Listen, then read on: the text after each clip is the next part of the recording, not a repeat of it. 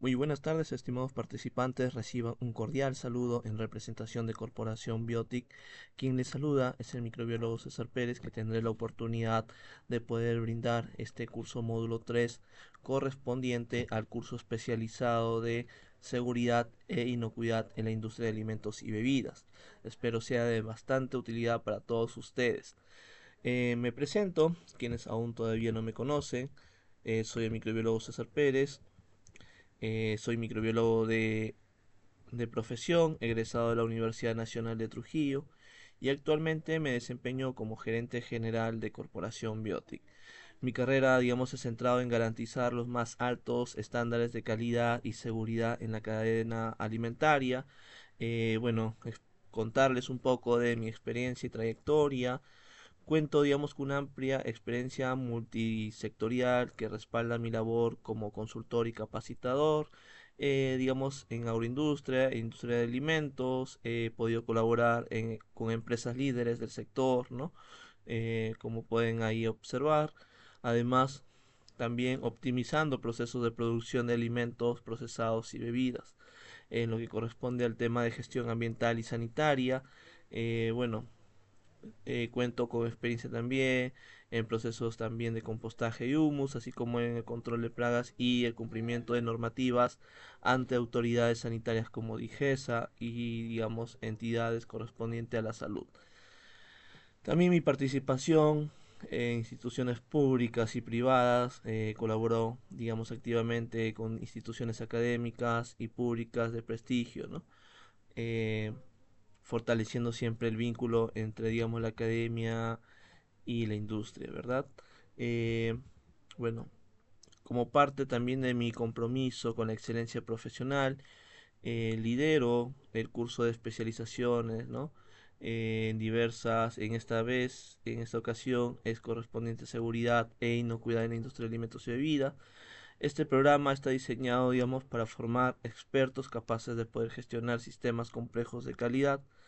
Y bueno, el eje de la formación de este curso está conformado por 12 módulos claves, donde la cual sus fundamentos en lo que corresponde al tema de la calidad, la microbiología, parasitología y toxicología también alimentaria, superatividad, o sea, las inspecciones, el tema de muestreo y análisis físico-químico y microbiológico, gestión de riesgo que abarcaríamos con respecto al tema de la trazabilidad, etiquetado y estudio de vida útil, ¿verdad? Así como también los sistemas de certificación, dándose el tema de la implementación de programas requisitos, sistema HACCP y normas internacionales como la ISO 22000 y la FCC 22000. Y el tema, como también se observa ahí, el tema de la auditoría con formación de auditores internos para poder así asegurar la mejora continua. Entonces, la modalidad, ¿no? De esta transmisión es en vivo, en Google Meet. Certificaciones siempre válida a nivel internacional con 120 horas académicas totales con el certificado general. Y bueno, ¿no? Incluye también una inversión, ¿no? De 300 soles o $90 con descuentos especiales para estudiantes, grupos, digamos, corporativos y también clientes. Y bueno, mi objetivo siempre es poder compartir ese conocimiento técnico y práctico para poder, digamos, elevar sus estándares de industria, digamos, de la industria en la región y a nivel, digamos, internacional, ¿verdad? Vamos a iniciar, chicos, sin más preámbulo, iniciamos este curso módulo 3 que tiene, digamos, titulado como Toxicología Alimentaria y Gestión de Alergenos.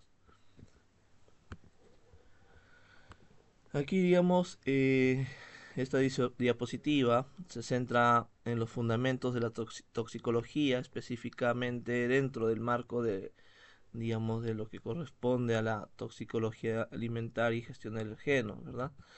Donde la toxicología que viene a ser es aquella ciencia que la cual se encarga de analizar las interacciones entre agentes químicos y sistemas biológicos. Se define, digamos, mediante dos puntos clave: el estudio de, digamos, de los efectos adversos, o sea, su objetivo principal es investigar aquellas, digamos, reacciones perjudiciales que las sustancias químicas provocan en los organismos vivos. Asimismo también con el tema de la amplitud de esta disciplina, debido, a la enorme variedad de sustancias químicas presentes en el medio ambiente y la diversidad de efectos que pueden causar, se considera, una disciplina sumamente extensa y compleja. Sabemos, como podemos ahí observar, chicos, la naturaleza multidisciplinaria para cumplir con sus objetivos. Sabemos que la toxicología se apoya y se relaciona directamente con diversas áreas del conocimiento científico, donde podemos ahí mencionar el tema ciencias de la salud, correspondiente a la medicina, a la veterinaria, patología y farmacología. Luego correspondiente al tema de las ciencias químicas, como la química orgánica e inorgánica, química analítica, que es, fundamental para qué, chicos, para la detección de sustancias, ¿verdad? Y las ciencias biológicas, el tema de la biología molecular y bioquímica, para así poder, entender los niveles, los efectos a nivel celular y molecular. Entonces, no olvidemos que aquí, la industria de los alimentos, como podemos observar, eh, es un procedimiento, ¿no? Donde la cual va a estar siempre bajo estrictas condiciones de higiene y en su entorno, y este entorno, la toxicología es vital para poder así prevenir la contaminación por residuos químicos, toxinas naturales o aditivos no permitidos, ¿verdad? También sabemos que, por ejemplo, ahí, ¿no? Una alerta de sustancias peligrosas, o sea, este pictograma de cráneo y las tibias, cruzadas sobre un polvo, químico, es un recordatorio visual de peligro potencial que presentan ciertas sustancias si es que no, se gestionan adecuadamente dentro, de la cadena alimentaria. También hacer mención, ¿no? Ciertos detalles con respecto a este curso módulo, ¿sí? Donde en la cual, podemos también, rescatar aquí,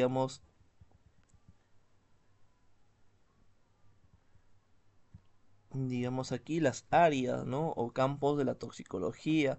Sabemos que la disciplina se divide en tres campos de acciones específicos que permiten gestionar la seguridad química de manera, integral, donde sabemos que la toxicología descriptiva es la base experimental de la ciencia, donde, se encarga de realizar ensayos y pruebas para poder así, identificar y cuantificar, aquellas características tóxicas de las sustancias. Su objetivo siempre es determinar qué tipo de daño puede causar un compuesto y a qué dosis se va, a tener en cuenta, ¿no? También, como podemos ver ahí, la toxicología mecanística. O sea, ¿qué busca entender, ¿no? Aquí es el cómo, o sea, estudia los mecanismos biológicos y químicos a través de los cuales, una sustancia produce, estos efectos tóxicos en el organismo, y esto permite, predecir comportamiento de sustancias similares y diseñar antídotos o también medidas preventivas. Luego, como podemos ahí observar, la toxicología regulatoria es el área, aplicada, que interactúa con la legislación, donde, su función es evaluar el riesgo real basándose en la información descriptiva y mecanística para poder así que, chicos, tomar decisiones. Y es la encargada, de establecer los niveles máximos permitidos de sustancias en los alimentos para proteger la salud pública. Entonces, no olvidemos que aquí esta importancia, ¿no?, que tiene la industria de alimentos, eh, aquí haciendo referencia, por ejemplo, en la industria, como la industria cárnica, ¿no? Estos conceptos son vitales en entornos de procesamiento, donde sabemos que la gestión de alergenos y el control de residuos químicos dependen directamente de la aplicación de estos principios para así evitar intoxicaciones o reacciones adversas en los consumidores, ¿verdad? A ver, siguiente. Ya. Entonces, ya vimos la parte de, de fundamentos de toxicología, las áreas o campo. Ahora sí vamos a ir definiendo, digamos, describiendo cada detalle con respecto a ello. Cuando hacemos referencia a toxicología alimentaria, a diferencia de la toxicología general, la toxicología alimentaria se especializa en los componentes presentes en los alimentos que pueden, digamos, dañar al ser humano. Su enfoque, chicos, incluye, donde digamos aquí, el estudio de sustancias capaces de poder, digamos, provocar efectos deleterios, o sea, dañinos o mortales, también la comprensión de sus mecanismos de acción específicos dentro del sistema digestivo y metabólico humano, también lo que sería el establecimiento de aquellas medidas preventivas esenciales para evitar que estos efectos ocurran en la población. Eh, También sabemos que, a ver, siguiente, que existe, ¿no? Como ya hemos estado, digamos, explicando sobre el tema de toxicología. También hay algunos conceptos que se debe tener en cuenta para poder, digamos, tener claro esta información, ¿verdad? Donde, digamos, aquí en esta diapositiva establece un glosario, ¿no? Que es fundamental para poder estandarizar el lenguaje técnico que se utilizará, digamos, en el resto del módulo, ¿verdad? Donde tóxico se define como cualquier agente capaz de producir una respuesta deleteria, un daño funcional o incluso la muerte de un sistema biológico, donde digamos aquí se subraya un principio toxicológico fundamental. ¿A qué nos referimos? Cuando indica que toda sustancia conocida puede llegar a ser letal si se encuentra en la concentración, digamos, suficiente. Y entonces, ahora sí, a qué nos referimos con toxicidad?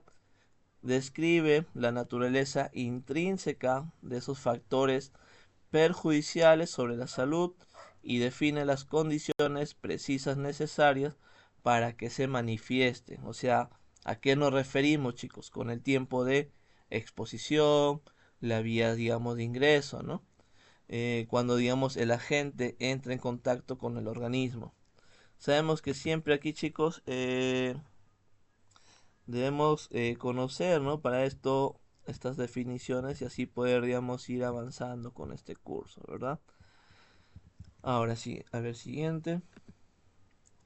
Toxinas, sabemos que son aquellas sustancias venenosas de origen, digamos, orgánico, producidas, digamos, por células vivas de animales, plantas, bacterias u otros organismos.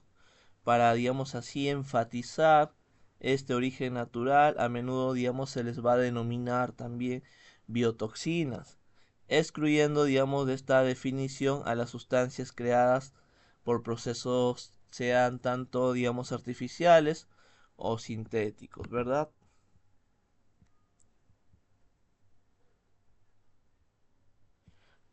Siguiente. Ya. Aquí también otro detalle, chicos, es que un tema de la, bueno, ahondando, digamos, un poco estas definiciones, las, digamos, las toxinas, como habíamos visto, ¿no? O las biotoxinas, que son sustancias, digamos, venenosas producidas por exclusivas por células vivas, tanto de plantas, de animales o bacterias, no incluye, digamos, químicos sintéticos, como habíamos mencionado, ¿no? Entonces, pero aquí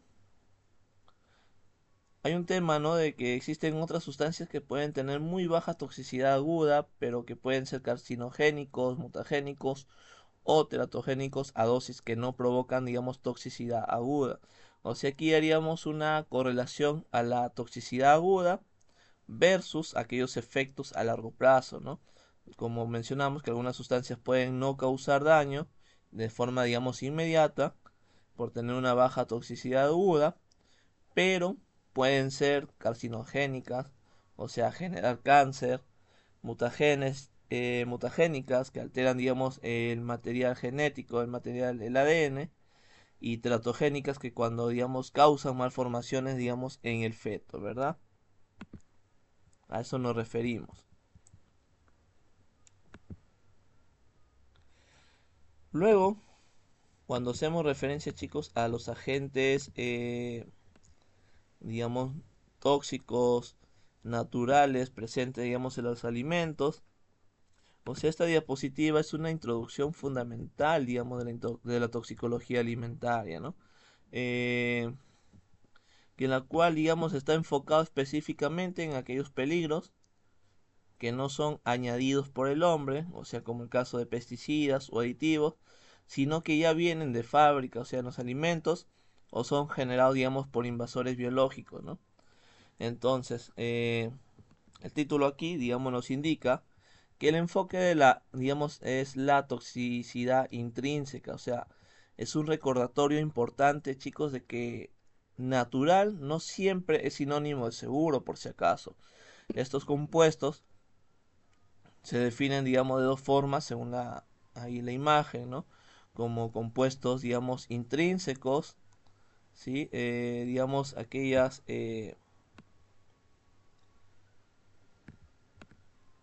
¿sí? Como los mencionamos ahí, digamos, compuestos intrínsecos, sustancias, digamos así, que las plantas o el animal, digamos, produce de forma natural, muchas veces como mecanismo de defensa, por ejemplo, para evitar ser comidos por insectos, metabolismo de microorganismos o parásitos, aquí donde, digamos, entran las toxinas producidas por hongos, por micotoxinas.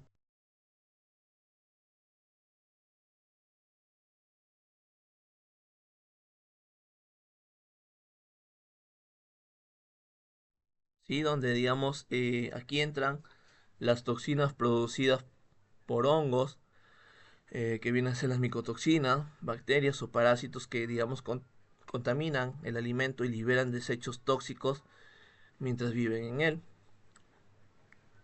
También, digamos, como podemos ahí observar, hay una clasificación según su acción, ¿no? O sea, esta diapositiva divide estas sustancias en dos grandes grupos dependiendo de cómo afectan a nuestro organismo, ¿sí? Donde existen las sustancias antinutritivas, o sea, estas no te envenenan en el sentido tradicional de causarte un fallo orgánico inmediato, pero eso sí, sabotean, digamos, la nutrición. O sea, ¿a qué nos referimos? ¿Qué hacen? Interfieren, digamos, con la biodisponibilidad de los nutrientes, ¿sí? Es decir, o sea, aunque comas algo con muchas vitaminas o minerales, estas sustancias tienden a secuestrar el nutriente y no dejan que tu cuerpo lo absorba. Ejemplos, como vamos a ver también, los fitatos, digamos en el caso en las legumbres y en cereales que pueden, digamos, bloquear la absorción de hierro y calcio. Luego, ¿no? Donde, digamos, también podemos mencionar la vidina en la clara de huevo cruda, digamos que impiden la absorción de la biotina, o sea, nos referimos a la vitamina B7, ¿sí? Luego hay el otro grupo que vemos, son las sustancias tóxicas, o sea, estas son las pesadas de la lista, o sea, su acción es directa y de una forma también agresiva, ¿no? O sea, ¿qué hacen? Causan ya daño directo a órganos. ¿Sobre a qué órganos nos referimos? Sobre todo en el hígado, riñones, sistema nervioso, ¿no? O tejidos al ser, digamos, ingeridas. Ejemplos comunes, podríamos mencionar la solanina, que están presentes, digamos, en las partes verdes de la papa, el cianuro, digamos, encontrándose en dosis pequeñas en las semillas de algunas frutas o en la yuca, digamos, mal procesadas, ¿sí? También podríamos mencionar las micotoxinas, o sea, toxinas producidas por mohos en cereales, digamos, almacenados, ¿sí? Y siempre, chicos, es lo que al menos debemos tener presente en ello, ¿no? A ver, siguiente. Ahora sí vamos a ir por partes. Con respecto a las sustancias, digamos, antinutritivas. Eh, digamos, esta diapositiva ya profundiza en la primera categoría mencionada anteriormente, ¿no? Las sustancias antinutritivas, o sea, sus características principales que, aunque no suelen ser letales de forma, digamos, inmediata, reducen lo que es el valor nutricional de lo que comemos al impedir que el cuerpo pueda aprovechar estos nutrientes, ¿no? Aquí podemos mencionar a los inhibidores enzimáticos, o sea, estas sustancias bloquean la acción de algunas enzimas digestivas que nuestro propio cuerpo, digamos, produce, ¿no? Que son, digamos, endógenas estas enzimas para descomponer estos alimentos. Pero ¿cómo funcionan? Se unen, digamos, a la enzima y apagan, digamos, su capacidad de cortar grandes moléculas como cuáles, chicos, como proteínas o almidones. Eh, o sea, les impide, digamos, cortar estas moléculas grandes en pedazos pequeños que podamos, digamos, absorber en nuestro organismo. Ejemplo común, inhibidores de tripsina. Sabemos que están presentes en las legumbres, sobre todo en legumbres crudas, como el tema de la soya. Si se consumen, digamos, sin cocinar, impiden que digerías correctamente puedas digerir estas proteínas, ¿no? Causando malestar y desnutrición también a largo plazo, ¿verdad? Luego, como podemos ahí observar, las sustancias que interfieren en la asimilación, digamos, de minerales. Estos compuestos se unen, digamos, a los minerales en el tracto digestivo, formando complejos que el cuerpo, digamos, no puede absorber. ¿Y cómo funcionan? Actúan, digamos, como un imán. O sea, ¿qué nos referimos? Que atrapa este mineral y lo arrastra fuera del cuerpo a través de los desechos. Ejemplos que podríamos mencionar, el caso de los fitatos, encontramos, digamos, en grados integrales, estos granos integrales, ¿verdad? Y las legumbres también pueden, digamos, atrapar lo que es el hierro, tanto el zinc y el calcio.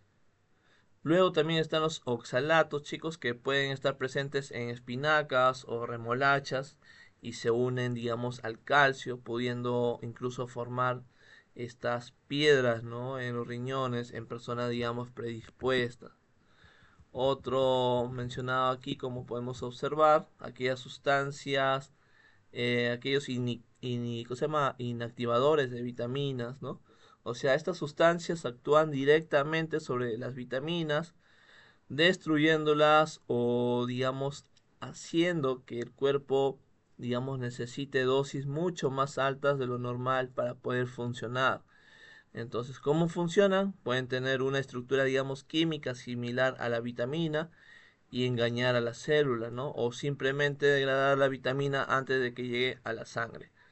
Ejemplos comunes que podríamos hacer referencia es la virina, o sea, se encuentra en la clara de huevo cruda y bloquea la absorción de esta vitamina, de la vitamina B7, que viene a ser la biotina, donde, digamos, al cocinar el huevo, estas sustancias se van a desactivar, ¿no?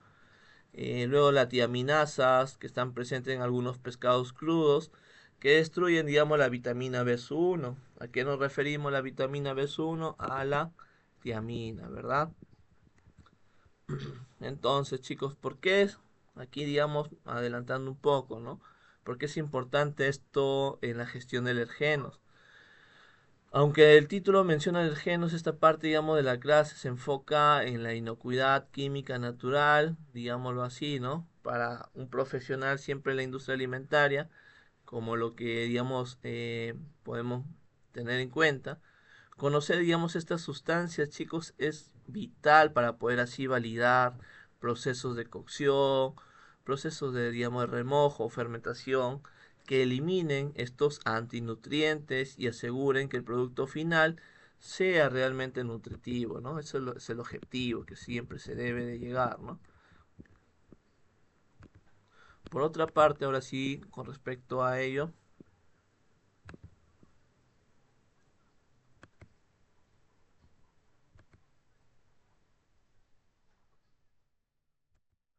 Luego están las sustancias, digamos, tóxicas, ¿sí?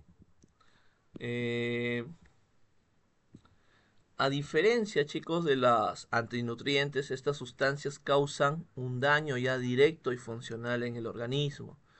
Aquí, digamos, en esta diapositiva se va a centrar en los alcaloides, donde, digamos, está la solanina, que es el peligro, digamos, de la papa verde. O sea, es un, digamos, un glicoalcaloide que actúa como inhibidor, digamos, de la colinesterasa. O sea, ¿cuál es esta colinesterasa? O sea, es una enzima clave para lo que es el sistema nervioso, chicos. Eh, ¿Dónde podemos encontrar esta solanina? La ubicación siempre se encuentra principalmente, ¿no? En la papa, ¿sí? Sobre todo, digamos, en esta, principalmente en lo que podríamos ver, mencionar, ¿no? Esa piel y en los brotes de papas inmaduras o que han estado, digamos, expuestos a la luz, ¿no? Por eso va a tener un color verde. Los síntomas causa, digamos, malestares gastrointestinales, cefalias, que viene a ser dolor de cabeza porque algo en tu organismo está funcionando mal, te puede generar vómitos y diarrea, confundiendo, digamos, digamos, por una infección bacteriana, ¿verdad?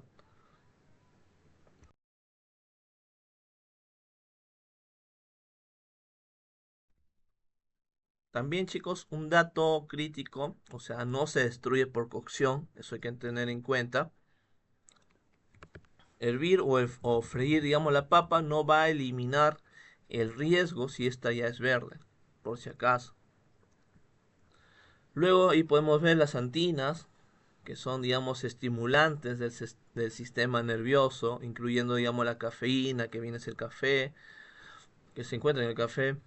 Luego otro componente que es la teofilina, como podemos ahí leer, que es propia del té, y la teobromina, propia, digamos, del chocolate. Su efecto, chicos, son estimulantes del sistema nervioso central, que reducen, digamos, la fatiga, actuando, digamos, sobre la zona motriz del cerebro.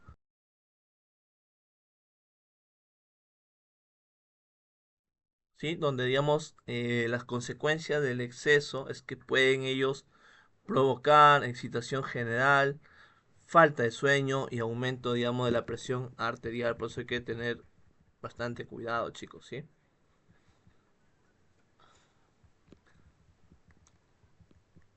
A ver, siguiente.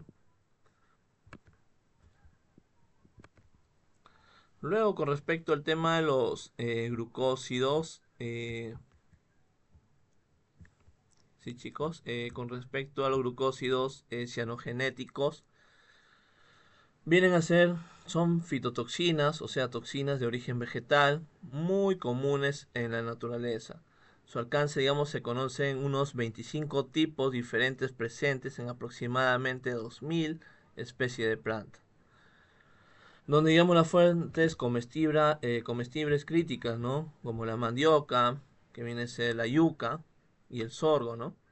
También las almendras amargas y algunos tipos de porotos, semillas y carozos, que son semillas, digamos, de manzana y limón, así como el interior de los carozos del durazno, del damasco y la ciruela.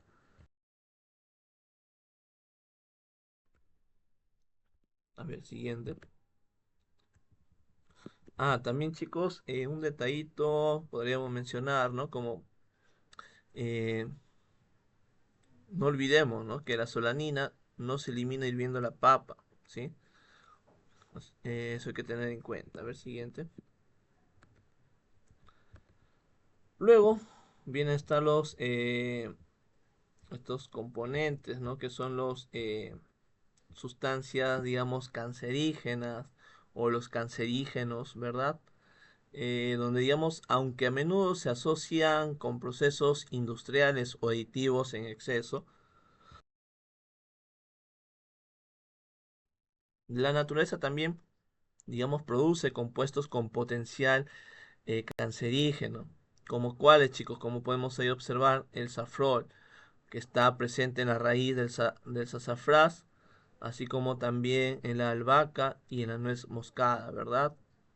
También las hidracinas, que son compuestos que se encuentran en forma natural en ciertos hongos comestibles, ¿no? También las denominadas furocumalinas, ¿no? Que son sustancias que se activan con la luz, que son, digamos, fotosensibilizantes presentes en el apio, perejil e higo, ¿no? Luego están los denominados alergenos, ¿sí? Donde digamos que los alergenos son sustancias, digamos, de alto peso molecular, entre, digamos que al entrar en contacto con el organismo, lo sensibilizan y provocan, digamos, la creación de anticuerpos. Y esto genera, digamos, una respuesta inmunitaria excesiva en personas, digamos, que son sensibles. ¿Sí? Eso hay que tener presente. Luego los glucósidos, digamos, no cianogenéticos, como podríamos mencionar ahí las saponinas, son sustancias, digamos, que producen o que tienen, digamos, con aquellas propiedades tensioactivas que producen, digamos, espuma. Tienen su efecto biológico es que producen, digamos, hemólisis, o sea, destrucción de estos eritrocitos o los denominados glóbulos rojos.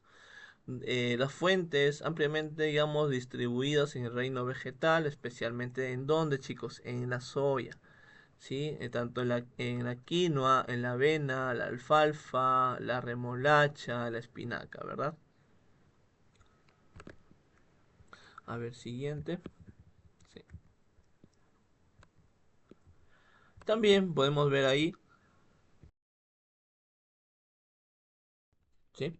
Donde, digamos, en esta imagen podemos, digamos, rescatar, mencionar con respecto al tema de la eh, con el tema de los alcoholes y aldehídos, ¿no? Donde el consumo de alcohol introduce, digamos, toxinas que el cuerpo debe procesar. Sabemos que en el metabolismo, el órgano fundamental ahí que va a tener una acción, digamos, un funcionamiento, es el hígado, donde la cual, digamos, transforma el etanol en acetaldehído. Y este último, digamos, es un compuesto que despolariza proteínas, oxida lípidos y consume también vitaminas del grupo B, y donde, digamos, los efectos que van a generar en el organismo es que altera, digamos, el control motor, altera lo que es la acción de los neurotransmisores, o sea, lo que provoca una disminución de la alerta, se produce lo que es el retardo en los reflejos, cambios en la visión y pérdida, digamos, de coordinación muscular. También se dice que altera la función del riñón y puede llegar a causar náuseas, puede llegar a provocar también vómitos, ¿verdad? Siguiente. Luego, con respecto al tema de las toxinas, también aquí podemos mencionar, ¿sí? Sabemos que las toxinas, que son, digamos, naturales, producidas por organismos vivos, pueden existir toxinas vegetales, que incluyen, digamos, la miristicina, que viene a ser, digamos, un neurotóxico presente en la nuez moscada y en el perejil. También la dioscorina, ¿sí? Esta dioscorina, digamos, depresora, digamos, del sistema nervioso central en las batatas, ¿sí? Luego, o sea, la batata viene a ser camote y la carotatoxina, que digamos está en altas cantidades en lo que es en la zanahoria, ¿verdad? Luego las toxinas animales que incluyen, digamos, la tetradotoxina, o sea, la del pez globo. Luego la saxitoxina por consumo de moluscos bivaldos como mejillones y almejas, y la ciguatera frecuente, digamos, en zonas tropicales por consumir peces que se alimentan, digamos, de algas tóxicas.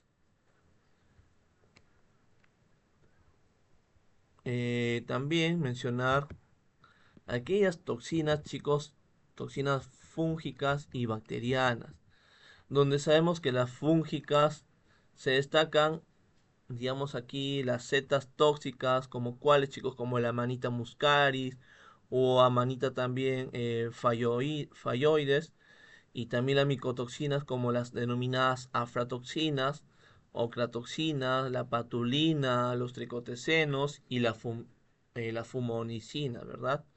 Sabemos que estas últimas son producidas por géneros como género Claviceps, Aspergillus, Penicillium y Fusarium, ¿en donde chicos? En cereales contaminados como maní, en soya, uvas y manzana, ¿verdad?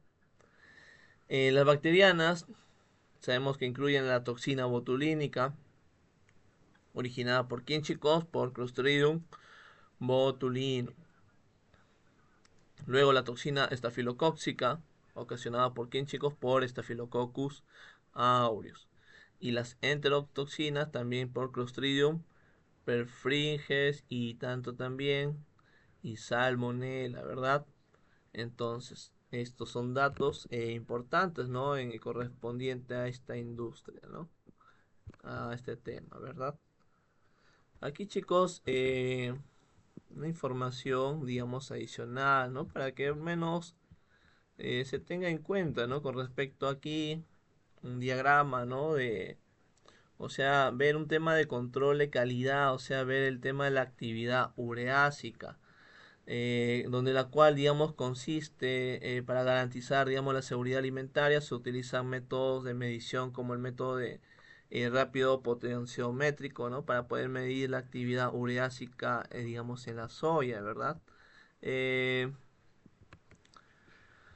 Digámoslo así, esta información es bastante, digamos, interesante, ¿no? Para poder así, digamos,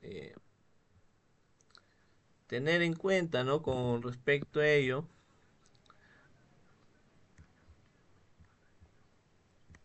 donde aquí podemos observar, ¿no? El tema de este método potenciométrico para actividad, digamos, de la actividad ureásica, donde sabemos que tiene eh, el objetivo aquí, digamos, chicos, es medir si la harina de soya ha sido, digamos, cocinada adecuadamente, donde, digamos, la soya cruda tiene factores antinutricionales, como habíamos mencionado anteriormente, que digamos, en algunos tienen un efecto, digamos, que se pueden destruir en el calor, ¿no?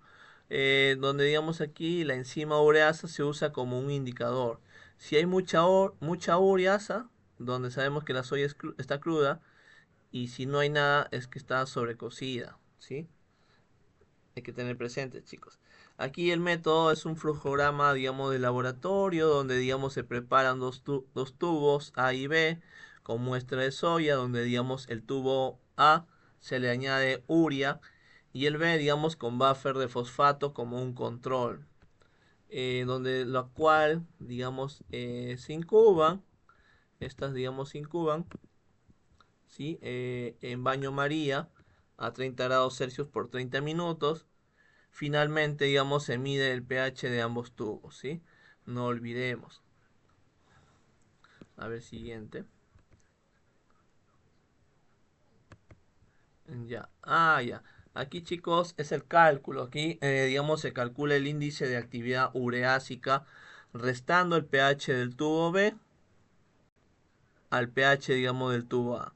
Donde aquí, digamos, la tabla inferior muestra cómo interpretar el resultado. Donde, digamos, el índice, digamos, de actividad ureásica alto, o sea, de 1.9, significa que la soya está cruda. Si un, digamos, índice de actividad ureásica entre 0.30 y 0.08 indica, digamos, un cocido adecuado. Y si un índice, digamos, de actividad ureásica cercano a 0, o digámoslo así, ¿no? 0.03, indica que la soya ya está sobrecocida, lo que reduce también no solamente, digamos, estas enzimas, sino también su valor nutricional. Por eso hay que tener bastante presente con respecto a ello, ¿no? A ver, siguiente. Aquí, chicos, con respecto al gocipol libre en harina de semilla de algodón. O sea, aquí el contexto hay que tener en cuenta, chicos, que el gocipol es un pigmento tóxico presente en la semilla de algodón, que en la cual este debe ser, digamos, controlado si esta, digamos, se usa para la alimentación animal, ¿no?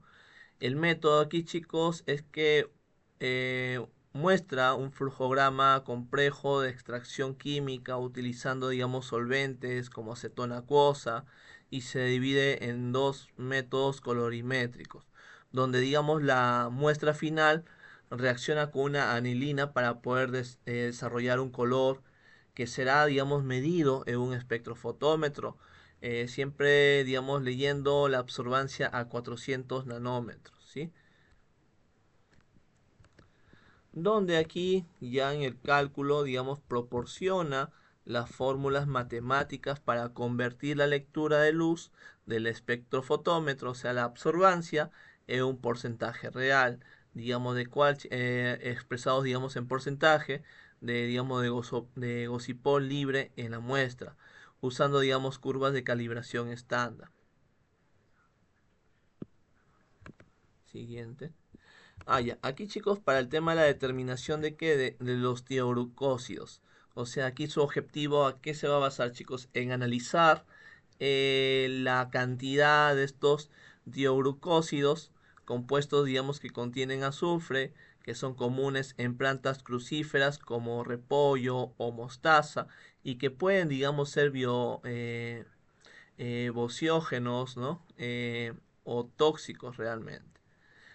Donde la cual, chicos, aquí el método muestra, digamos, un flujograma de análisis gravimétrico que consiste, digamos, en hidrolizar la muestra, digamos, luego hervirla, filtrarla y luego añadir, digamos, cloruro de bario para que reaccione y forme, digamos, un precipitado sólido, donde, digamos, este precipitado se quema, digamos, en una mufra, o sea, calcinar a ¿cuánto, chicos? A 500 a 700 grados Celsius, para poder así eliminar toda la materia orgánica, donde, digamos, se enfría un desecador y finalmente se pesa la ceniza restante para poder así calcular la concentración, digamos, original del compuesto, ¿verdad?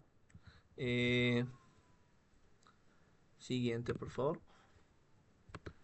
Luego también esta imagen, ¿no? Que es bastante también interesante poder, digamos, explicar, ¿no? El análisis también eh, de lo que es de las aflatoxinas,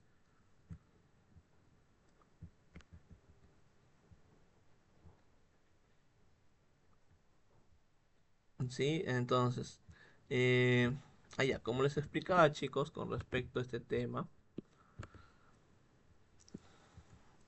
digamos aquí también un flujograma, ¿no? Con respecto a ello.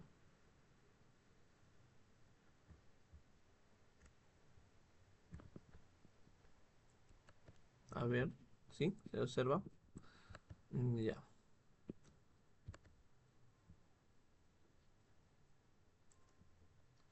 Ah, ya. Entonces, vamos a explicarles. A ver, disculpen un momentito, por favor. Creo que sí se observa la imagen, correcto. Ya.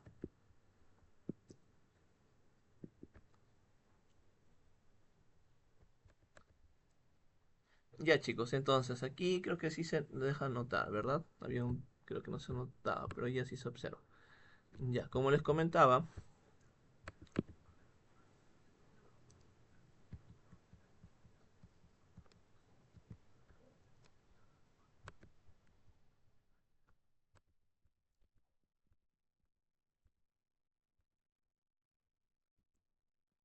a ver, ya.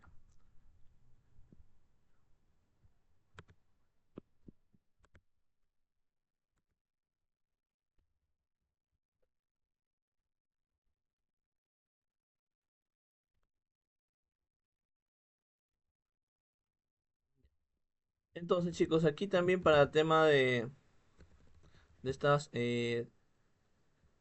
toxinas generadas por los hongos,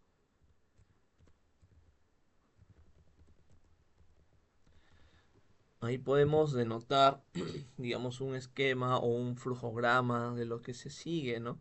Eh, Mencionar, ¿sí? El,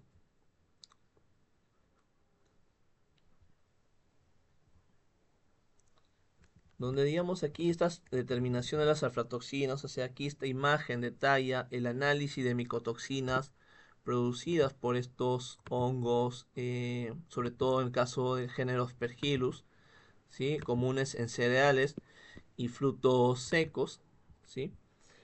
Donde aquí, digamos, se realiza una extracción con cloroformo y agua, seguida digamos, de una filtración al vacío con celita, y donde, digamos, la separación se hace mediante cromatografía de capa fina, ¿verdad? Además, también la identificación se utiliza luz UV para poder, digamos, observar el tema de la fluorescencia, donde las aflatoxinas B presentan, digamos, una mancha azul fluorescente, ¿sí? Con un RF de 0.5 a 0.55, ¿sí?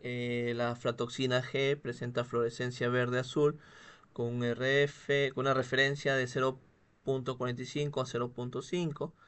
Y también podemos mencionar, a ver, aquí siguiente, donde aquí, digamos, esta tabla clasifica la toxicidad según la concentración detectada, miligramos sobre kilogramo, ¿no? Una concentración mayor a 1000, digamos, miligramos sobre kilogramo se considera de toxicidad muy alta, mientras que los valores entre 50 y 100 miligramos sobre kilogramo se consideran bajos, ¿verdad?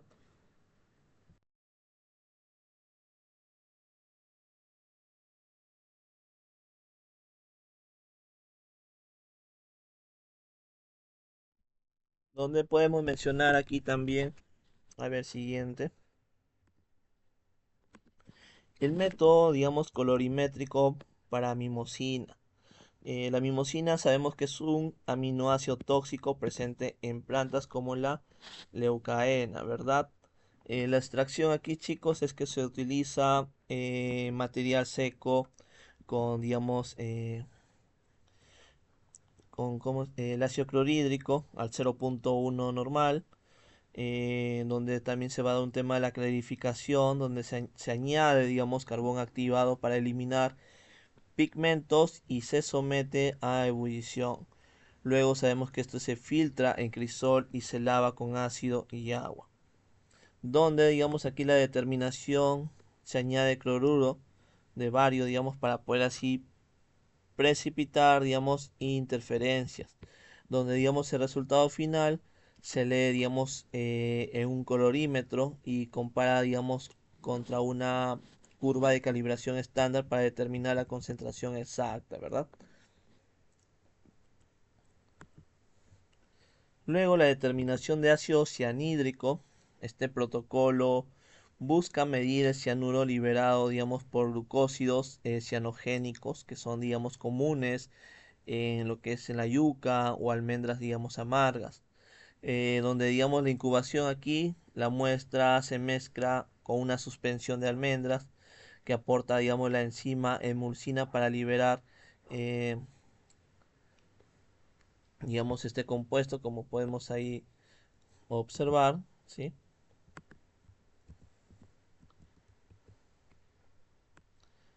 Sí, lo que es el cianuro de hidrógeno, como podemos ver ahí, ¿no? El HSN, o denominado también ácido cianhídrico, sí, que es un compuesto, digamos, altamente tóxico, inflamable y también volátil, ¿no? Y se deja reposar a 37 a 38 grados Celsius por 16 horas. Luego se hace un tema de la destilación, donde, digamos, se realiza una destilación por arrastre de vapor, recolectando, digamos, el destilado en una solución de nitrato de plata. Y luego una titulación, digamos, finalmente se filtra y el exceso, digamos, de plata se titula como con este tiocianato de amonio. Para poder, chicos, que para calcular indirectamente la cantidad de cianuro presente. Luego los taninos en plantas y forraje, ¿no? O sea, los taninos sabemos que son chicos, son polifenoles, ¿no? Que pueden reducir la digestibilidad de las proteínas, donde la extracción se usa, digamos, un equipo Soxhlet, digamos, con éter anhídrido durante 20 horas para, digamos, desengrasar, seguido siempre de una extracción acuosa en ebullición, donde digamos la titulación redox se utiliza una solución digamos de índigo como indicador, se titula digamos con permanganato perdón, de potasio hasta que el color vire de azul a verde y finalmente a un amarillo dorado, y este cambio de color indica ya la oxidación de los taninos. De ahí también otro esquema, también bastante que aquí les comparto, ¿no? La determinación de ácido fítico, ¿verdad? Sabemos que el ácido fítico, ¿qué es, chicos? Es un antinutriente que secuestra minerales como qué, chicos, como calcio, hierro, impidiendo, digamos, su absorción, donde la cual, digamos, en la precipitación, o sea, aquí se va a extraer con ácido tricloroacético, el ATA, como podemos mencionar ahí, y se precipita el fitato, digamos, usando cloruro férrico, ¿sí? Luego se va a dar el lavado y la conversión, o sea, ¿a qué nos referimos? El precipitado de hierro, digamos, se lava y se trata con hidróxido de sodio para poder así liberar el hidróxido de hierro. Luego la lectura colorimétrica, donde la cual se añade tiocianato de potasio, el cual, digamos, reacciona con el hierro liberado, digamos, formando un complejo de color rojo intenso y se mide, digamos, la absorbancia a 480 nanómetros. Luego, lo que corresponde al tema de la determinación de saponinas, donde las saponinas son compuestos que producen espuma y pueden causar hemólisis, o sea, ruptura de glóbulos rojos. Además, sabemos que aquí existe, a ver, siguiente, no lo pasaron, ¿sí? Aquí, digamos, la extracción doble se realiza, digamos, en Sorgelet, primero, digamos, con acetona para así poder, digamos, eliminar, digamos, eh, eliminar lípidos, ¿no? Y luego con metanol para poder extraer, que chicos, eh, la denominada saponina, ¿verdad? Luego, por análisis por capa fina, o sea, el TLC, digamos, forma cualitativo, para ver qué tipos, digamos, de saponinas hay usando, digamos, reveladores como ácido acético anisaldehído, ¿no?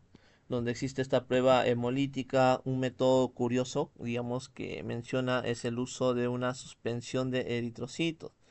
¿Y a qué nos basamos, chicos, en ello? Que si las saponinas están presentes, rompen las células sanguíneas. Luego el tema cuantitativo, o sea, se utiliza una mezcla de solventes más específicos y revelados, digamos, con este compuesto, digamos,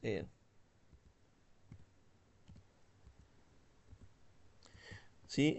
Donde la cual con, digamos, con el ácido sulfúrico, eh, como ahí podemos observar, ¿no? O sea, a una temperatura de cuánto, chicos, a 110 grados Celsius. O sea, es cuantitativo cuando, digamos, se utiliza esta mezcla de solventes más específicos y revelados con el ácido, digamos, sulfúrico, perdón, el ácido sulfúrico a 110 grados Celsius.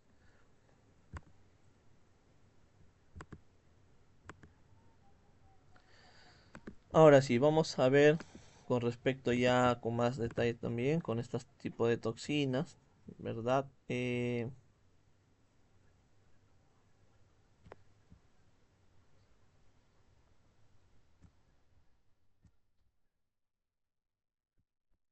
¿Sí? Donde digamos estas toxinas, estas toxinas naturales,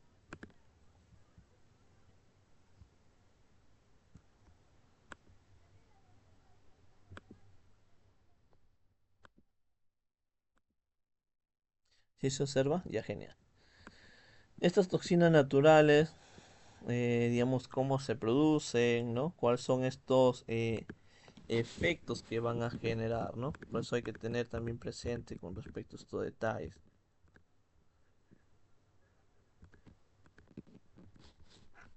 ¿sí? Entonces, aquí podemos rescatar, digamos, esta información.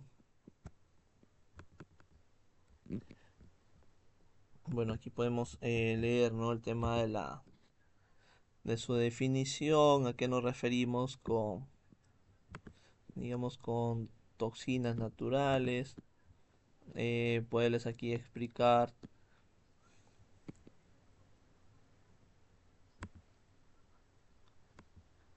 ¿sí? Donde digamos esta diapositiva define qué son las toxinas naturales y enumeran también ejemplos comunes en nuestra dieta.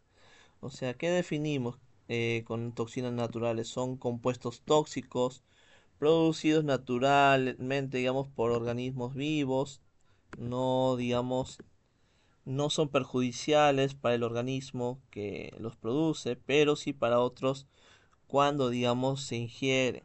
Su origen y función, sabemos que las plantas la producen como un mecanismo de defensa contra depredadores e insectos o en respuesta a estrés climático. También son producidas por algas microscópicas y plancton. Efectos en la salud, chicos, que pueden causar intoxicaciones agudas, como que, chicos, como vómitos, diarrea, reacciones alérgicas e incluso la muerte. Y sabemos que a largo plazo pueden afectar al sistema inmunitario o también llegar a causar cáncer. Ejemplos comunes que podríamos mencionar, el tema de las glucósidos cianogénicos en yuca, en el sorgo, en las almendras, la solanina en papas y tomates, las lectinas en habas y alubias, las micotoxinas en cereales y frutos secos, ¿verdad?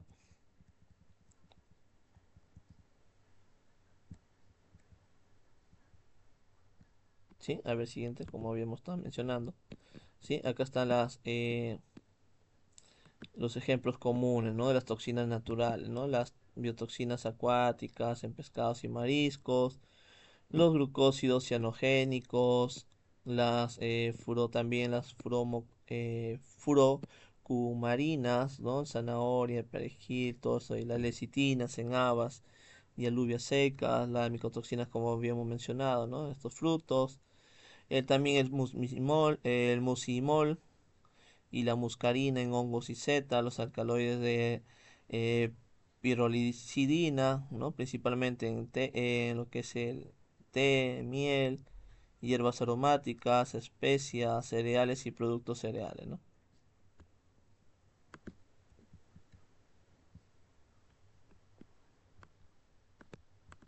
A ver, siguiente.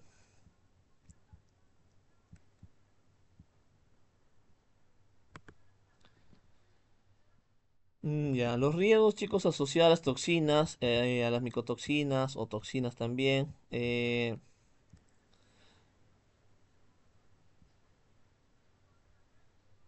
Digamos, esta sección se enfoca en las micotoxinas, específicamente las producidas por el hongo Aspergillus, ¿no?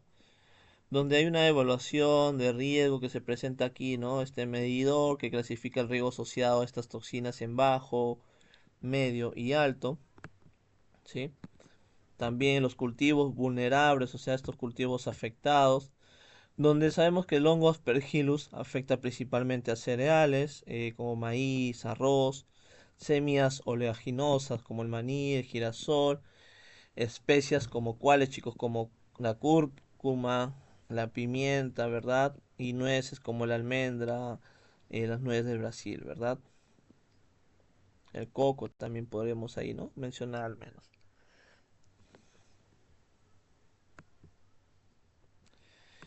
Luego las rutas, digamos, eh,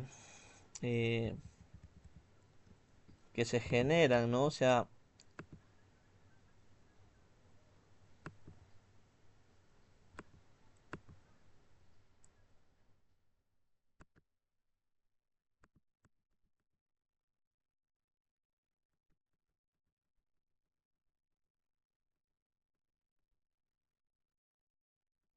¿sí?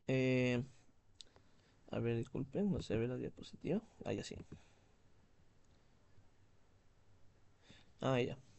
Sí se ve, ¿verdad? Ya. Aquí también, chicos, podemos observar, ¿no? Las rutas de exposición humana, ¿no? O sea, cuando es directa, digamos, el consumo de alimentos afectados, tanto procesados como el pan, cerveza, el café, como también como sin procesar también, ¿no? Indirecta es que el consumo de productos de origen animal como carne, huevos, leche, si el ganado, digamos, fue alimentado con piensos contaminados, se pueden suscitar, ¿no? Eh, perjuicios, ¿no? Luego, con respecto al tema aquí, chicos, de los efectos tóxicos, ¿no? En la salud del ganado, los animales, los efectos crónicos incluyen, digamos, depresión y disminución, digamos, de la producción de leche y carne, lo que va a generar grandes pérdidas económicas.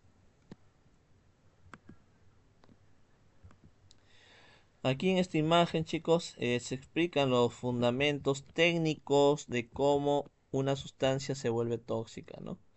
Donde el efecto aquí, el agente tóxico, digamos, son los cambios, digamos, indeseables, este efecto tóxico de la naturaleza, metabólica o bioquímica que sufre un organismo a causa de la exposición a una o varias dosis de una sustancia, ¿sí? Donde aquí, digamos, el efecto tóxico se define, ¿no? Como estos cambios indeseables metabólicos o bioquímicos en un organismo. Se clasifica según la duración de la exposición. Cuando es aguda, se hace mención que son menos de 24 horas. Su crónica de 1 a 3 meses. Crónica se considera más de 3 meses, ¿verdad? Eso hay que tener presente. ¿Y qué es una dosis? A ver, por aquí creo que era.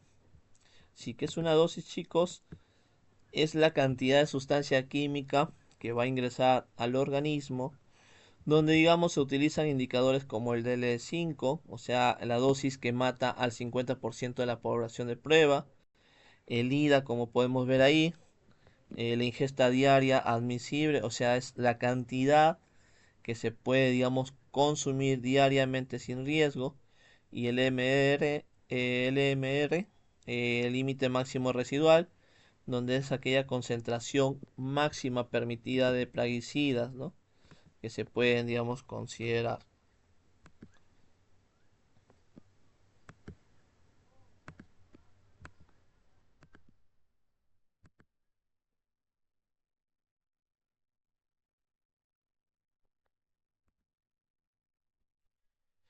Luego, como podemos también observar, chicos, es que eh,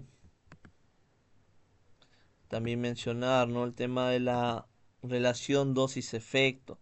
O sea, el gráfico muestra que a mayor dosis, mayor es la respuesta del organismo.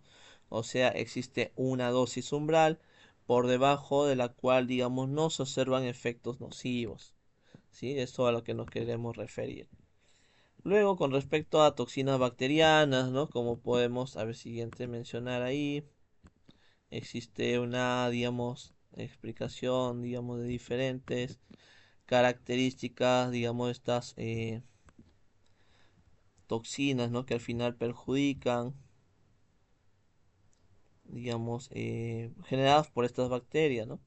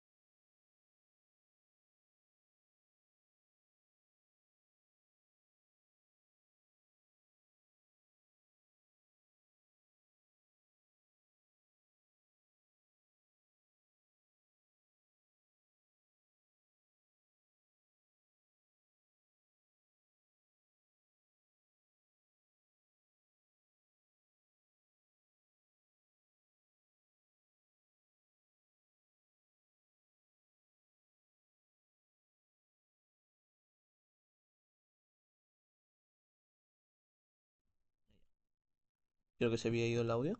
Ya. Como les explicaba, chicos, con respecto al tema de las toxinas bacterianas, aquí, digamos, es bastante poder, digamos, explicar,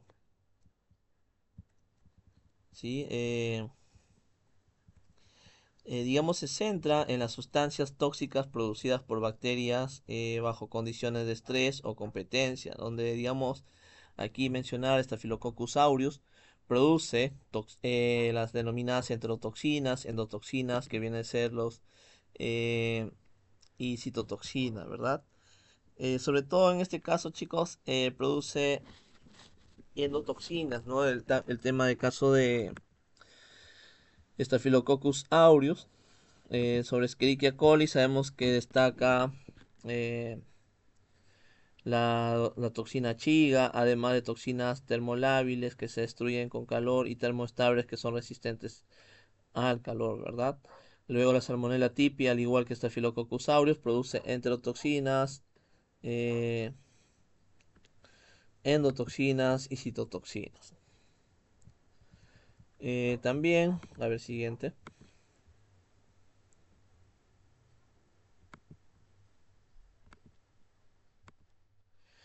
Aquí con respecto a la patología, ¿no? De las enterotoxina B de Staphylococcus, como podemos ahí observar, chicos, esta diapositiva permite, digamos, detalla aquellos efectos clínicos de las toxinas de Staphylococcus aureus, ¿no? El cuadro clínico, como podemos ver ahí, infecciones en la piel, producción de abscesos y síndrome de la piel escaldada, visible en la foto, digamos, del bebé, la gastroenteritis, intoxicación alimentaria clásica con dolor abdominal, diarrea, fiebre y vómitos, sistémicos que pueden causar el síndrome de shock tóxico con fiebre alta. Luego el tema del diagnóstico, donde podemos observar ahí, se realiza, digamos, mediante métodos morfológicos, fisiológicos y técnicas moleculares como el PCR, lo que viene a ser la reacción de la cadena de la polimerasa, ¿sí? Siguiente. Aquí con respecto a las micotoxinas, sabemos que son compuestos tóxicos producidos por hongos, sobre todo en el caso de los mohos, porque los hongos se pueden existir mohos y levadura, ¿no? Que atacan cultivos. Los cultivos afectados, digamos los cereales, las leguminosas, frutos secos y frutas. Riesgos que sabemos son peligrosos porque pueden ser cancerígenos, genotóxicas y mutagénicas. También tienen efectos al sistema inmunológico y órganos como el hígado o riñones. También indica, ¿no? Ahí como podemos observar un dato de la FAO que se estima que el 25% de los cultivos mundiales están contaminados por estos hongos. ¿Sí? Siguiente. Ahí también podemos observar el tema de los datos y cifras sobre micotoxinas. Presentan una información, digamos, institucional y regulatoria. En la naturaleza son toxinas naturales que crecen en entornos cálidos y húmedos. Los efectos es que pueden ser agudos, generar intoxicación inmediata o crónicas, llegar hasta un cáncer a largo plazo. Regulación que está establecido por esto, el comité del IECFA, sabemos que estos son de las organizaciones de la FAO-OMS, que evalúa aquellos riesgos, mientras que la Comisión del Códex Alimentario establece las normas internacionales para poder plantear, limitar la exposición en alimentos, ¿verdad? Siguiente.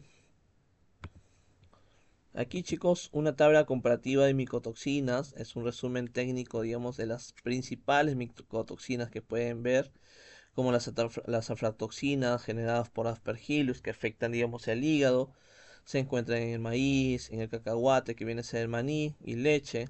Por ejemplo, podemos mencionar ahí las ocratoxinas A, también generadas por Aspergillus, sobre todo que afecta al riñón, presentes en cereales, café y vino.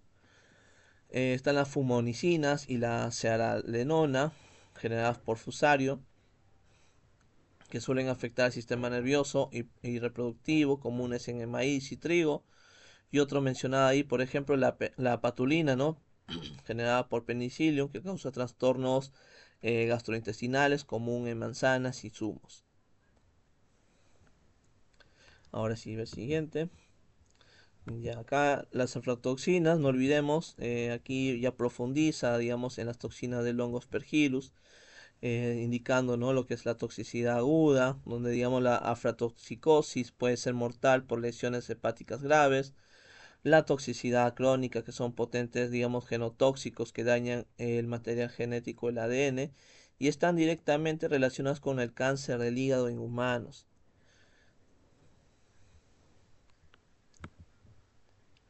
Luego las ocratoxina A, producidas por especies de Aspergillus y Penicillium.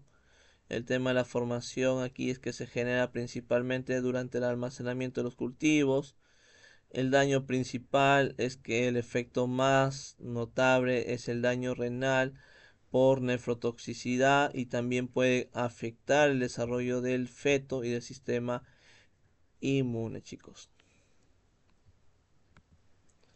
Aquí la patulina es, digamos, una toxina asociada principalmente a la fruta en mal estado. Por ejemplo, manzanas podridas y sus derivados, ¿no?, como la sidra, los zumos, que pueden, digamos, ser la fuente de esta, digamos, micotoxina.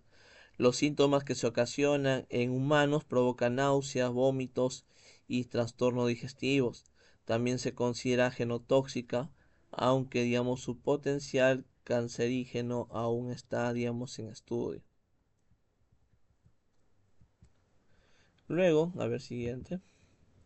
Aquí la identificación de mohos, ¿no?, que muestra de forma visual cómo se ven los hongos productores de toxinas, sobre todo Aspergillus. Se observa, digamos, su estructura microscópica, característica en forma de espersor y colonias amarillenta verdosas, ¿no? Y también lo que es la vesícula aspergiliar, que lo diferencia de Penicillium. Penicillium, conocido comúnmente como moho azul o verde, muy frecuente en cítricos y frutas, con una estructura, digamos, microscópica similar a un pincel, ¿no? Luego aquí, chicos, algunos mencionar, ¿no?, los factores que suelen, digamos, afectar, que modifican, digamos, este tema de la toxicidad, ¿verdad? Donde podemos aquí, digamos, rescatar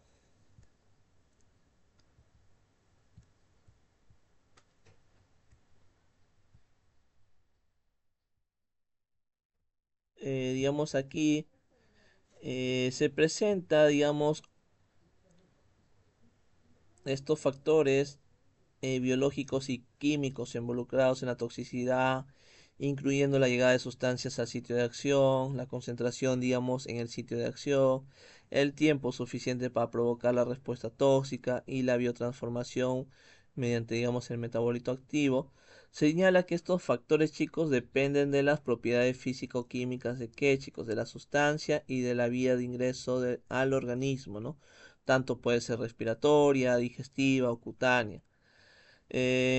También aquí existe un diagrama de flujo circular ilustrativo que muestra la ruta de los contaminantes. Se muestran siluetas, digamos, aquí, ¿no?, de un varón, una dama, adultos en el centro, donde las flechas, digamos, circulares azules conectan diferentes comportamientos ambientales, desde lo que es el aire, el agua, el suelo, ¿no?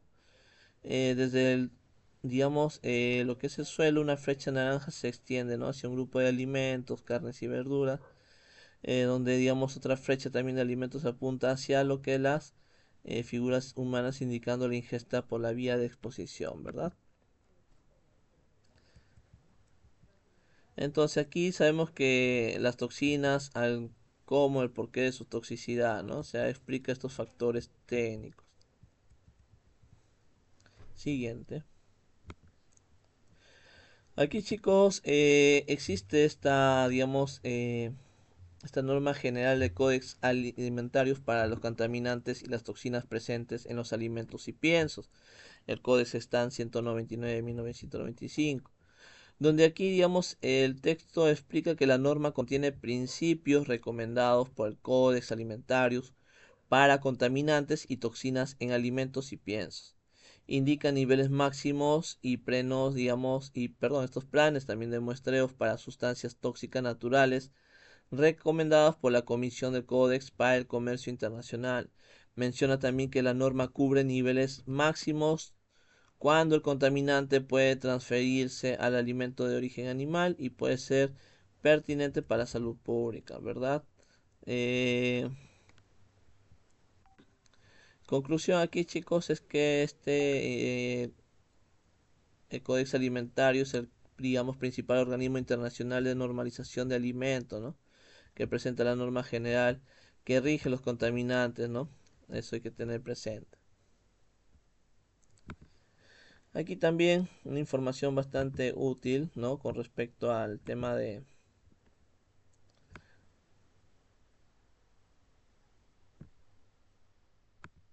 donde la cual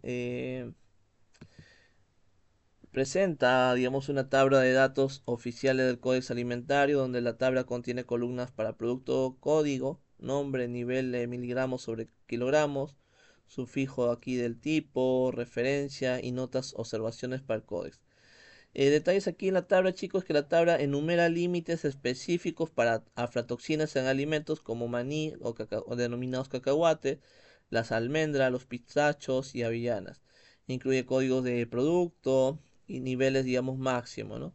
Por ejemplo, 15 miligramos sobre kilogramos o 10 miligramos sobre kilogramo, ¿no? Donde las notas proporcionan también detalles adicionales sobre cómo se aplican estos límites, ¿no? También describe, ¿no? Aquí en el texto inferior, describe las aflatoxinas como un grupo de micotoxinas muy tóxicas producidas por Aspergillus. Identifica las cuatro aflatoxinas principales, la BSU1, BSU2, G1 y GSU2. Menciona también las clasificaciones de la IARC, señalando que la aflatoxina B1 es un cancerígeno del grupo 1 y la AFM en el grupo 2B, que el hígado, digamos, es el principal órgano afectado, ¿no?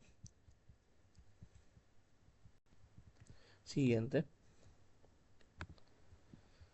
Aquí, chicos, la medida de reducción y control de toxinas. O sea, aquí nos referimos a aplicar, digamos, aquellas buenas prácticas de higiene, ¿no? Explica que debido a que las micotoxinas no se pueden eliminar de los alimentos una vez formadas, debido a su resistencia térmica, la gestión más práctica y rentable es la prevención a través de códigos de buenas prácticas de higiene. Menciona, digamos, que estas prácticas deben aplicarse en todas las fases, tanto, chicos, en la recolección, almacenamiento de alimentos, estos alimentos cosechados, cereales, frutos secos, procesados, envasados, transporte y almacenamiento, digamos, de alimentos derivados, ¿no?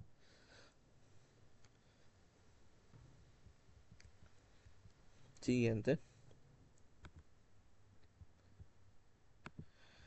Aquí también, chicos, es limitar, digamos, contenido de micotoxinas, ¿no? En este tipo, digamos, de...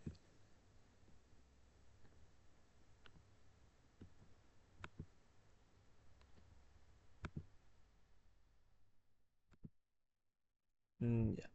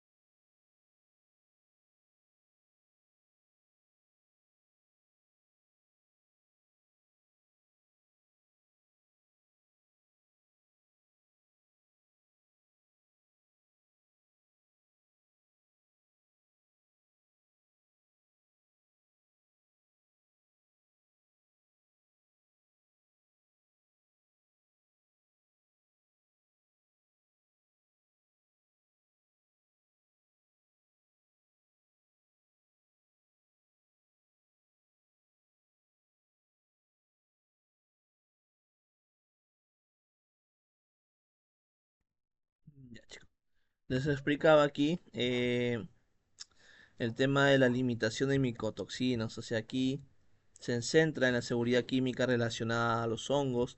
El principio ALARA eh, explica que los niveles de micotoxina deben mantenerse tan bajos como sea razonablemente posible, ¿verdad? Luego el marco legal menciona el reglamento 1881-2006, que es la normativa europea que establece los contenidos máximos permitidos de contaminantes en los alimentos para proteger la salud humana. Aquí, chicos, otra información es con respecto a minimizar, al tema de la minimización de riesgos por toxinas naturales. Ofrece consejos prácticos para el manejo de alimentos en el hogar o en la industria. El tema de la desmitificación, o sea, no todo lo natural es seguro, eso hay que tenerlo presente. Las acciones preventivas es desechar alimentos golpeados, dañados, con colores inusuales o sobre todo con presencia de moho. Y la identificación, sabemos que en el caso de hongos o plantas silvestres, solo consumirlos si ha sido, digamos, identificados profesionalmente como no venenosos. Eso hay que tener bastante cuidado, chicos. No arriesgarse en consumir este tipo de alimentos de dudosa, ¿no?, procedencia. Clasificación de reacciones adversas. Un esquema fundamental aquí, como podemos ver, para entender cómo el cuerpo reacciona a lo que comemos. Los alimentos tóxicos causan daño a todas las personas. ¿Cuáles son estos? Ejemplo, las setas venenosas, salmonela, mercurio, ¿no?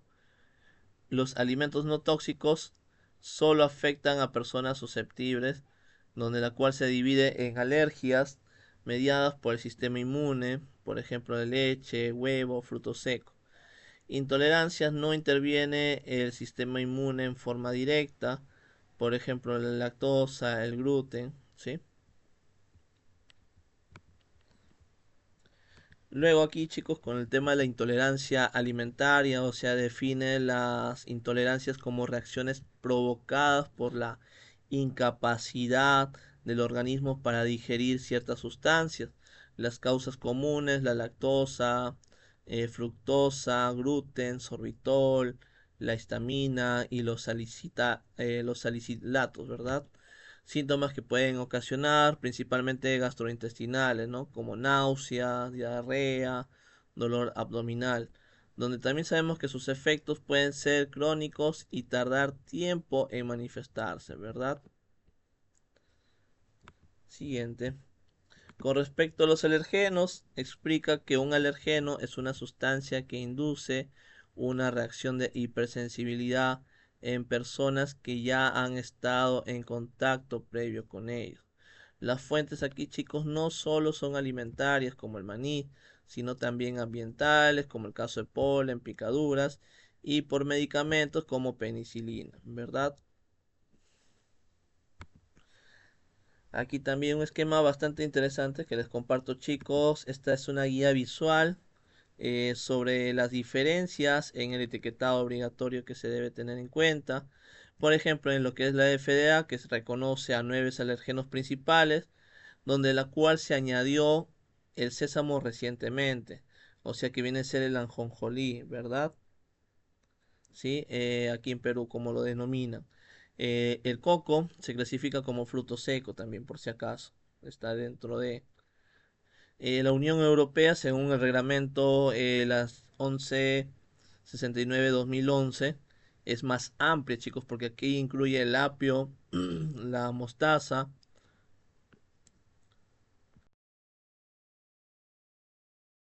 los altramuces, que viene a ser, aquí en Perú lo llaman el chocho, también los moluscos y sulfito, ¿no? Donde la Unión Europea, chicos, obliga a declarar a todos los cereales con gluten, mientras que la FDA se enfoca principalmente en el trigo. Eso hay que tener bastante presente.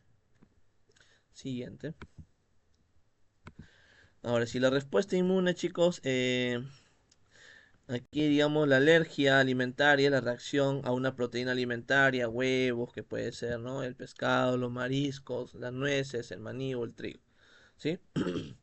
Donde, digamos, aquí esta respuesta inmunológica en alergia, ¿no? O sea, aquí se va a describir el mecanismo biológico de la alergia, o sea, los anticuerpos que participan también los leucocitos y principalmente las inmunoglobulinas tipo E, ¿verdad?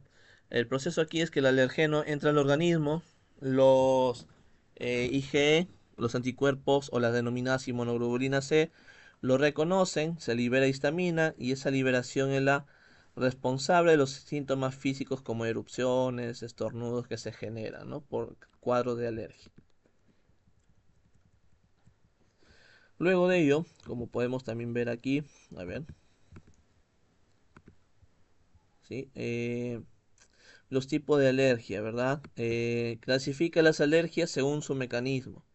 Mediadas por inmunoglobulinas, una reacción rápida, minutos a una hora, típica por consumo de huevo, pescado o leche, y produce la urticaria o la denominada angioedemas, ¿verdad?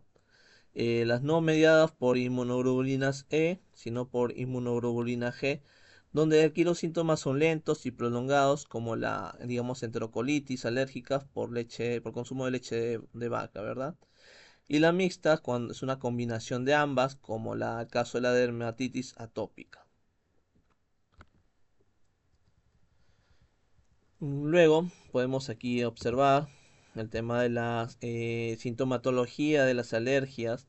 Muestra aquí, digamos, la progresión de la gravedad de los síntomas, ¿no? O sea, cutáneos genera un picor o erupciones, respiratorio genera asma, gastrointestinales, diarrea y cólicos, sistémicos, el choque anafiláctico, que es una emergencia médica que pone en peligro la vida, ¿verdad?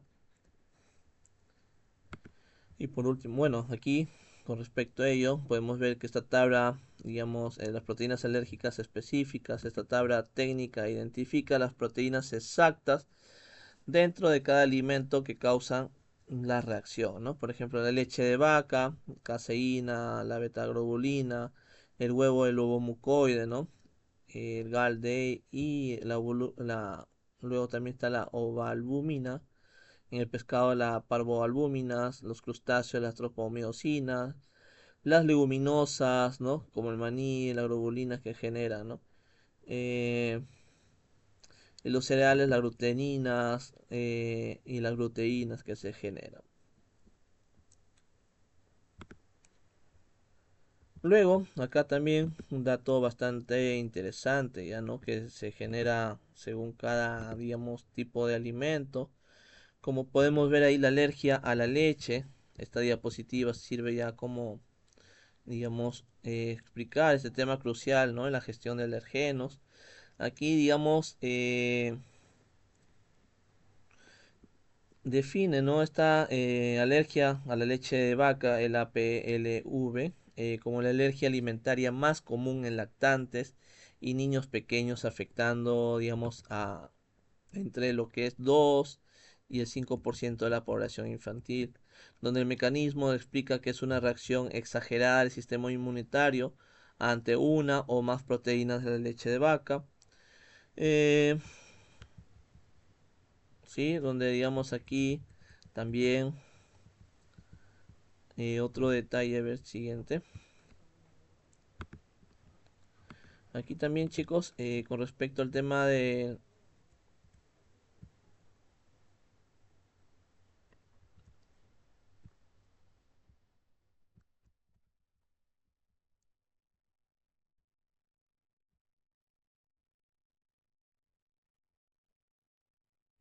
También con respecto al tema de la alergia al huevo, como podemos ver ahí también, ¿no? O sea, va a generar también ciertas pautas, ciertas, digamos, típicas características de ello, ¿verdad?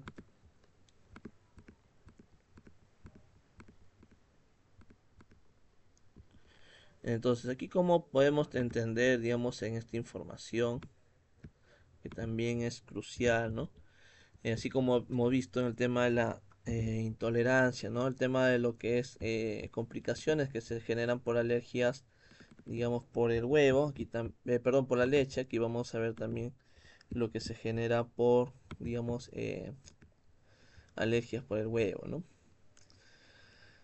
Aquí hay un detalle tener en cuenta, chicos.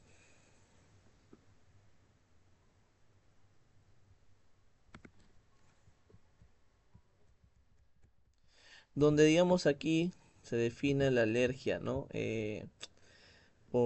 Digamos, al huevo como una reacción adversa del sistema inmunológico tras su ingestión, donde, digamos, el mecanismo es que el cuerpo produce anticuerpos, inmunoglobulinas E, para combatir estas proteínas del huevo, tratándolas como una amenaza. Los síntomas comunes que se producen, el tema de la urticaria, inflamación de la piel, que es lo más frecuente, también la rinitis alérgica, congestión y estornudos, y problemas digestivos como náuseas o cólicos, ¿verdad? Siguiente. Aquí con respecto a las alergias a los mariscos, explica que los síntomas suelen aparecer muy rápidos entre unos minutos y una hora después de comer. Manifestaciones, la aparición de ronchas, picazón intensa o eczema, también rescata eh, con respecto a este tema que va a sobresalir, ¿no? El angiodema, o sea, la hinchazón en labios, rostros y lengua, lo cual, digamos, es un signo de alerta importante, ¿sí? Luego también podemos ver lo que es la alergia al maní, al cacahuate. Aquí, digamos, el maní es uno de los alergenos más potentes, chicos, eso hay que tener presente, ¿verdad? Los síntomas, reacciones cutáneas, enrojecimiento, inflamación, goteo nasal y una sensación característica de hormigueo en la boca y garganta. La imagen muestra aquí, ¿no? Un caso severo de inflamación ocular, por ejemplo. Eh, Siguiente. Aquí también un tema bastante interesante, chicos, con la relación entre alergias y asma. O sea, aclara aquí la conexión entre ambas condiciones. Las personas con alergias que afecta, digamos, nariz y ojos son más propensas a desarrollar asma. Los alergenos, como el polen, pueden, digamos, disparar ataques asmáticos, aunque, digamos, se enfatizan que no todas las personas alérgicas tienen asma, ni todos los asmáticos son alérgicos, hay que tenerlo presente, ¿sí? Es un tema bastante interesante aquí, chicos, ¿no? Ahora sí vamos a ver, ya vimos con relacionado a ello. Ahora sí la gestión, ¿no? de alergenos, donde aquí, digamos, se establece que los alergenos son ahora, digamos, el cuarto pilar de los peligros alimentarios, sumándose, digamos, a los físicos, a los químicos y microbiológicos. Indica, digamos, que herramientas como el HACCP, que son los análisis de peligros y puntos críticos de control, y los prerequisitos son fundamentales para garantizar la inocuidad. ¿Sí? Entonces, donde digamos aquí los principios básicos de gestión propone un modelo de 3 pasos para la industria, chicos. El enfoque preventivo, o sea, identificar dónde digamos están los peligros. El tema también de la evaluación de, digamos, de riesgos, ¿sí? Eh, Donde digamos qué probabilidad hay de que ocurra una contaminación. Luego el tema del control, o sea, el actuar sobre las situaciones críticas, donde digamos, aquí podemos ver, ¿no? El cuadro, el gráfico lateral muestra que esta gestión debe cubrir desde la recepción de las materias primas hasta lo que es el transporte, digamos, final, ¿verdad? Asimismo, podemos también mencionar, ¿no? Con respecto a este tema, que, digamos, el control, ¿no? De presencia, digamos, no intencionada. A ver. ¿Sí? Digamos, o sea, aquí se enfoca en evitar, digamos, el contacto cruzado. El objetivo es identificar los puntos donde, digamos, un alergeno podría, digamos, colarse en un producto que no debería tenerlo y establecer, digamos, controles para poder así producir esa estabilidad, digamos, al mínimo, ¿verdad? Luego, con respecto al tema ya de un control, digamos, operativo en la planta, aquí podemos ver, ¿no? O sea, la causa de presencia no intencionada, ¿no? Digamos, de alergenos en los alimentos. O sea, aquí enumera los fallos más comunes en la fábrica, desde lo que son materias contaminadas de origen, el uso de coadyuvantes de elaboración como enzimas, el tema también, el manejo también, chico, de inadecuado, ¿no? De los reprocesos también hay que tener en cuenta, ¿sí? También otro detalle aquí a mencionar, podríamos indicar, ¿no? Con respecto al tema de los procedimientos de limpieza y saneamiento, ¿sí? O sea, aquí, también en el manejo, chico, de inadecuado de reprocesos, o sea, las obras de una producción que se añaden a otra. Ya luego el tema de la insuficiencia de la limpieza de las máquinas y contaminaciones cruzadas durante o después también de lo que es el proceso. Aquí, chicos, un esquema bastante interesante, ¿no? Muestra un ejemplo práctico de una matriz de alergenos. En la tabla, digamos, se analiza qué productos, o sea, A y B y C, contienen qué alergenos, ¿no? O sea, huevo, leche, soya o trigo. Y aquí la decisión técnica es programar los productos con más alergenos, o sea, el A y el B, como podemos mencionar ahí, ¿no? Al inicio y el que tiene, digamos, un alergeno único al final, para luego así realizar una limpieza profunda que elimine todo rastro de trigo antes de empezar, digamos, un nuevo turno. ¿Sí, chicos? Eso hay que tenerlo presente. Luego de ello, el tema aquí de la programación de la producción, o sea, presenta aquí un ciclo de mejoras prácticas para poder garantizar el trabajo, o sea, agrupar, elaborar productos con los mismos alergenos en las mismas líneas, secuenciar, o sea, ir de productos con mayor concentración de alergenos a menor concentración, el tema de optimizar, o sea, hacer producciones más largas para reducir la frecuencia de limpieza profundas y minimizar el riesgo de cambios entre productos con y sin alergenos. ¿Sí? Tengámoslo presente eso, chicos. A ver, siguiente. Aquí también un control de proveedores. Esta imagen, digamos, se centra en la gestión de la cadena de suministro. Digamos, el control de alergenos comienza antes de la materia prima, digamos, entre la planta, donde, digamos, se propone cuatro pilares aquí. El plan de alergeno documentado, donde el proveedor debe demostrar que tiene un sistema para gestionar riesgo. Las cartas, digamos, de garantía, o sea, aquellos documentos legales donde el proveedor asegura que sus materiales no contienen alergenos ocultos o no declarados. La notificación también de cambios, que es un compromiso del proveedor de avisar antes de cambiar cualquier ingrediente que pueda alterar la condición alérgica de la materia prima. Las auditorías, verificación presencial o documental para confirmar, digamos, que el plan de alergenos del proveedor realmente funciona, ¿verdad? Mm,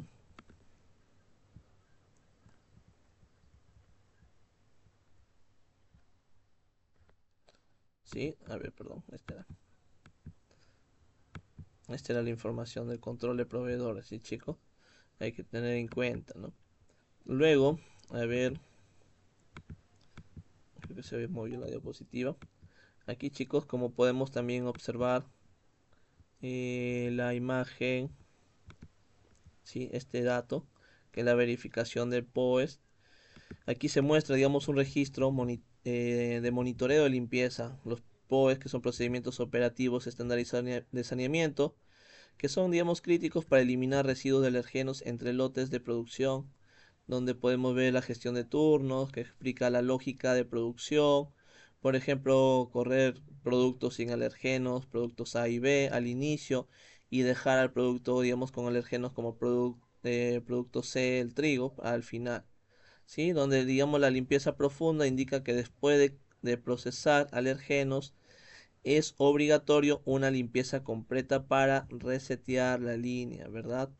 Y la trazabilidad, donde el cuadro permite registrar quién limpió, a qué hora y si es que en la cual también se verificó la ausencia del alergeno. Aquí con respecto a las actividades de prevención, esta diapositiva, digamos, desglosa las medidas preventivas de digamos, en tres etapas clave del flujo de producción. La recepción de materia prima e insumos, donde se enfoca, digamos, en la identificación clara de colores, códigos y tanto la segregación física para evitar que un saco roto contamine otros ingredientes. Luego el proceso productivo, el tema de la prohibición de aire a presión, muy importante ya que el aire dispersa el polvo de alergenos, como orina o también la leche en polvo, ¿sí? Por toda la planta. La exclusividad, el uso de utensilios, líneas y personal dedicados a productos específicos con alergenos.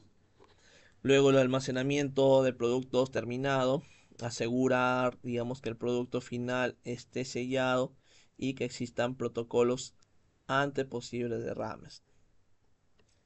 Luego los envasados y etiquetados, como podemos ver, digamos aquí, presenta una ruta crítica para evitar el error, digamos, más común en la industria, el error, digamos, del etiquetado, donde, digamos, el aseguramiento permite garantizar que el envase coincide, digamos, con el contenido, el control de similitud, evitar, digamos, confusiones cuando dos envases son muy parecidos visualmente, pero uno contiene un alergeno y el otro no. El tema de la gestión de etiquetas obsoletas, o sea, destruir etiquetas viejas para que no se usen por error en formulaciones nuevas. Aquí hay un control de etiquetado, un registro, ¿sí? Es el formato operativo para aplicar lo visto en la imagen anterior.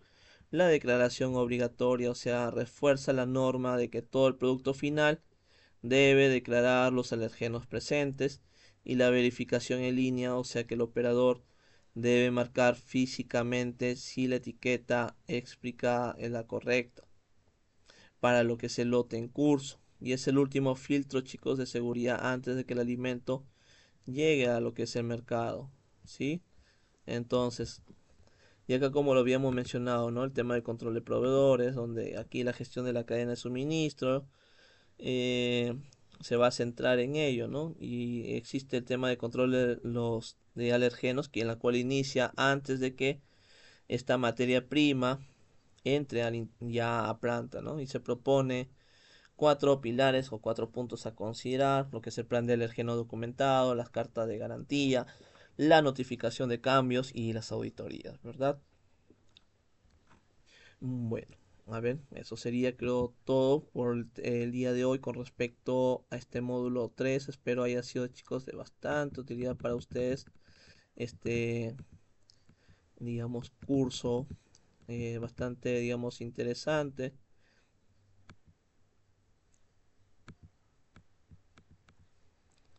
Estaré atento, chicos, a sus consultas, ¿sí? Espero al menos haya sido de, digamos, de bastante apoyo esta información, que sabemos que este es fundamental, ¿no? En toda la industria de alimentos, y es por ello que eh, forma parte, ¿no? De este curso especializado de seguridad e inocuidad en la industria de alimentos y bebidas. Así que, chicos, a ver, estaré atento a sus preguntas y bueno, y eso sería todo el día de hoy.